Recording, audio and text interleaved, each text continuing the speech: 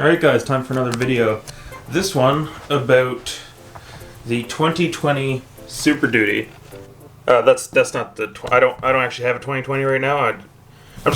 I'm just gonna talk about it.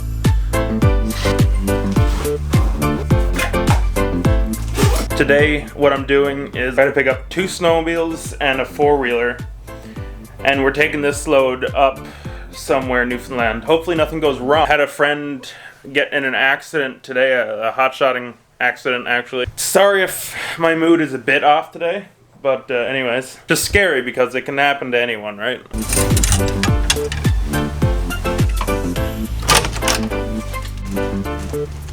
Receptionist here at the Quality Inn was super friendly. It was super nice. Look at all the fall colors.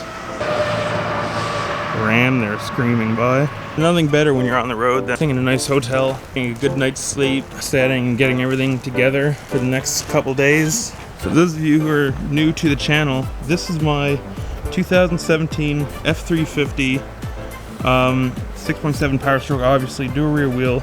This is the workhorse of my channel. That is my 2018 piece of shit PJ, 16,000 pound axles. That is a hot tub. That is a snowmobile, if any of you couldn't tell.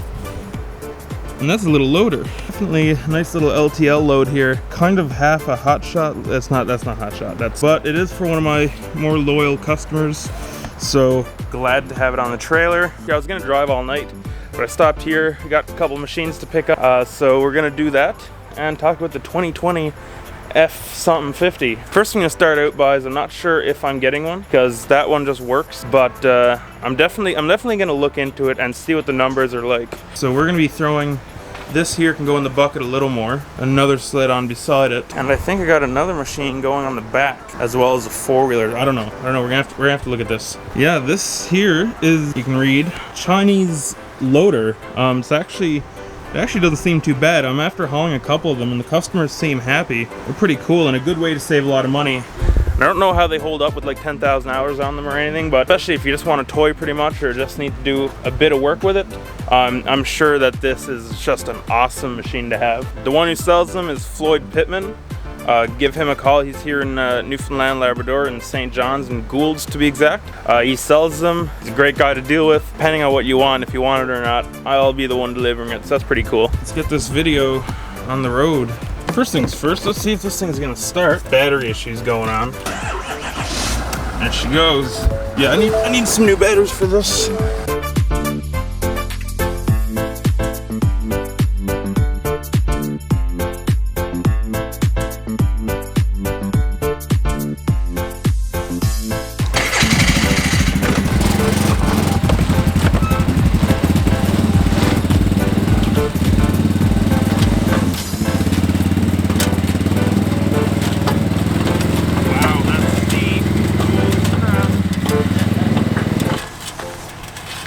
Buddy. All right. Yeah, have a good trip now.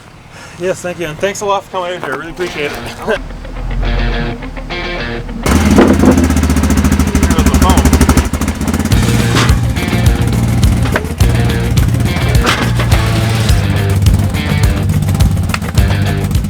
Now we just gotta go get a snowmobile, and we're gone. All right, so we're chugging up these hills. Got a huge load on, guys. Got a 13,000 pound loader, 2 snowmobiles, a 4-wheeler, another snowmobile to go on, and a hot tub. Seems to have no trouble with it. I want to talk about why the new SUPERDUTYs are a big deal. Of course, you got the small things. They gave it more power, as usual. They put bigger injectors in, a bigger fuel system, so you might get a bit of extra injector life. I heard, I didn't confirm this for myself, but I heard that they have USB-C ports. I'm waiting for just everything to go to USB-C. I'm to the point now where I'm not even buying things if they're micro USB. They're making advancements, wireless charging in some models, which I probably won't get, but I still think it's pretty cool. GM had that for the longest time. Like they've had that for years, and I don't see why no one else did it. But now, of course, it's become normal, like everything else. What else? The new grille, like the updated front. To me, it's all the same. I like how they did separate. That 3-year run, they are separating the 2017s from the 2020s. That helps with value and resale. A lot of you know, from 2011 to 2016, truck's never changed, and pretty much you can get a 2011 that looks like a 2016, so that raises the prices of the 2011s needlessly and lowers the price of the 2016s. So I like what they did. I'm glad that they updated that. Yeah, other than that, it's pretty well the same truck. But the big thing that I've got my eye on is that transmission. Now, a lot of people are saying, well, it's a 10-speed. Yeah, you'll get better fuel economy. You get 3 more gears. This is no big deal. It's not going to do anything. It's just lower RPMs at high. That's wrong. What this is going to allow me to do anyways is, okay, let's say I have like my favorite gear ratio, a 373 or whatever that is, it's around there. I come up to a big hill pulling a lot of weight. Now in first gear, that 373 is not going to pull it like I would need it to, like I would want it to. It's going to struggle a bit or a lot, but on the highway you get lower RPMs, and it's lower RPMs is just better overall. It's good for pretty much everything on a truck. So that's a 373. Now we'll look at the other extreme. If you were to get 430s or 450s or 4 whatever they go up, if you were to get one of those, then you're looking at, you know, at 100 kilometers an hour, 65 miles an hour, you're looking at running like 2600 RPM, 2400, around there. It's too much, and it's too much for cruising. If you're doing a lot of highway, it doesn't make any sense. It's going to burn a lot of fuel. It's going to wear out the motor faster. It just generally doesn't make sense. So I picked this 410 gearing. I find it's like a happy medium between, you know, I can cruise on the highway doing 100 at 2 grand or 2200 or pretty close. It's not too bad. And it's nice so that, you know, you don't always have to shift. When you come up on a hill, you're able to gas it and it has no problem. You have to downshift less, things like that. And you're able to use 6th gear. In my F250 with 355s, I can't even use 6th gear really towing. It's 5th gear all the time. So now with this, like if I go to order a 2020, I'm going to be able to get 430s, have that really low gearing in first gear for hauling up hills and just general, like just getting up hills. And I'll have 3 extra gears to knock the RPMs down when I'm cruising on the highway. And I am pretty excited for that.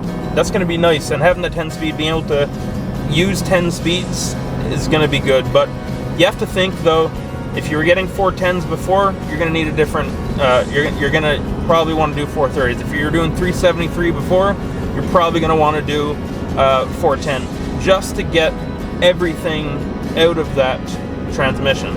Of course, if you just want fuel economy, if you're doing a lot of highway driving, of course then the higher the gear ratio, the better. God, this is a big load. This is like kind of sketchy almost. It's not there, everything's strapped down well. It's just all the weight is dispersed on the trail and you got this big thing in the middle. So yes, that's the reason why I'm really excited for this truck. Now, what worries me is the new transmission. Okay, they've had these transmissions in the Fords for a long time. Very seldomly do you hear about these transmissions blowing up. I hear about more fuel pumps giving out or ruining the fuel system than I do transmissions blowing, and that's a thing. So I don't know. I'm pretty hesitant on buying a 2020 for a bunch of reasons, but one of the big ones is how long is that transmission going to last? The next truck I buy, assuming that it's not another lemon and that I'm comfortable with it and I trust it, I'm going to do a lot more with it. Not deleting it. I'm not deleting it. Forget about that. But I am going to be doing, you know, maybe I like to put a winch on it somehow. Bumper, tires and wheels are probably going to stay somewhat stock. I love those Alcoas. And just doing stuff. Air ride, a really cool hot shot rig. So that's the plan for that. The thing with that is I'm going to be trying to put like 300,000 or 400,000 kilometers on that truck. The next truck I get, I'm really going to try and stack the miles on it. But I'd like to see it go really far. Pretty much drive it until it blows up or until I know like it's about to blow up anyways. Not interested in putting 1 million miles on a commercial vehicle like that. I'd definitely be looking at getting up there, because when you do the math, when you do like the cost per mile and what you average per mile in profits, it looks pretty good. It looks pretty promising to put a lot of kilometers on a truck like that. So yeah, that's my thought process. Will that transmission hold up that many miles? You know, with any redesign, it's bound to have problems. They took the 10-speed out of like the Mustangs and the Camaros and stuff, and just made it bigger. And you know, possibly with that, you might have some growing pains. I wouldn't be surprised if it generated a lot more heat, a lot more gears, and a lot more happening inside the same space as the 6-speed, but I don't know. Especially, you know, with this YouTube channel, I could see it be completely viable to just say, F it, send it, and see what happens. I'm just really enjoying fall here, though. These colors are beautiful. I can't believe I'm driving through here at night again. I want to drive through here in the daytime to show you guys, and yeah, just picking up that 4-wheeler, so that really messed up the day. Make more videos. We got lots more videos coming. Alright, we're headed up that 12% now.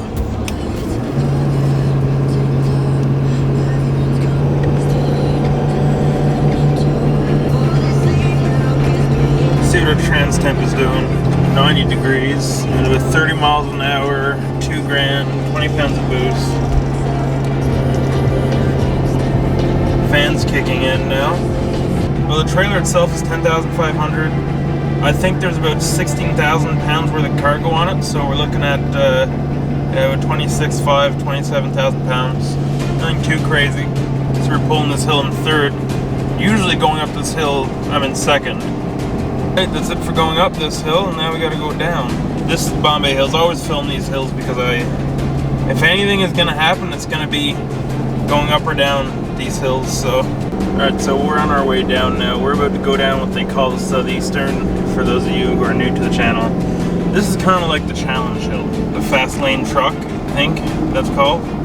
This is like the Ike Gauntlet, but in Newfoundland, and it's way steeper.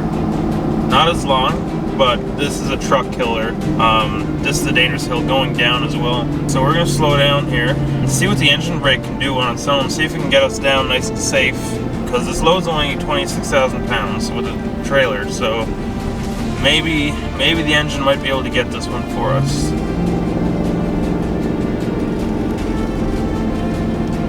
Yeah, I don't think it's gonna do it.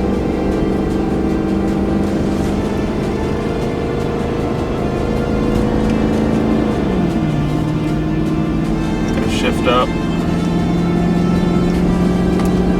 and now it's just as well get on the brakes. So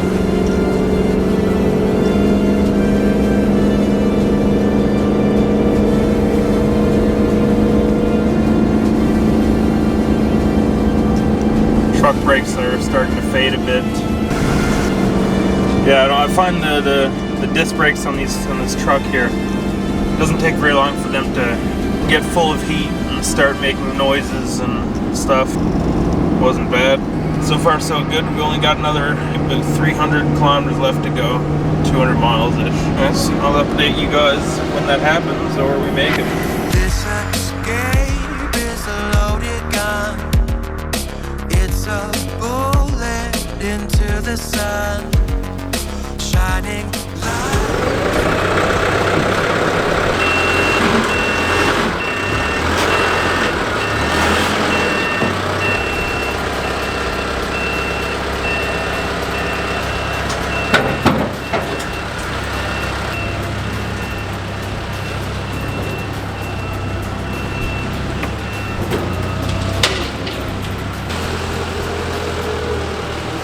Nothing has me made more paranoid than taking a loader off my trailer. God, I hate that. But it's done. Another job well done. Guys, all right, that's done. The loader is offloaded. Happy customer again. This is for like a loyal customer of mine. He's selling loaders and boats and stuff, so always nice when it goes well. A bit late because of that pump being stolen, but we got her done. Man, so I'm in Engley, Newfoundland and Labrador. It's on the Northern Peninsula. Beautiful spot here. I wish it wasn't foggy. I'd put the drone up. I've had 3 helping hands, 2 compliments on the truck, a whole bunch of people saying that those machines are nice, and no one is afraid to say hi here. No one. Not the kids, not the adults, not anyone. Everyone is super awesome here. Hopefully we got another loyal customer for the one that I dropped the loader off to, and we can come back because this is awesome. And that's something that I like about this job is it's so cool being able to go around and meet all these cool people and go to all these places that you wouldn't have otherwise gone. It's an awesome opportunity and it's really nice. All right, well we are about 15,000 pounds lighter, and I think I'm gonna go moose hunting now. Definitely looking forward to the 2020 trucks. I think I'm gonna wait till I can try one just to see what the gearing is like and what gearing I would want, because I want to be around 2 grand at 100 kilometers an hour. To me, that's the ideal. Best for engine braking. That's where it's best for everything. And what Ford did there with the 10-speed, I'm glad they did. It's gonna be really smooth.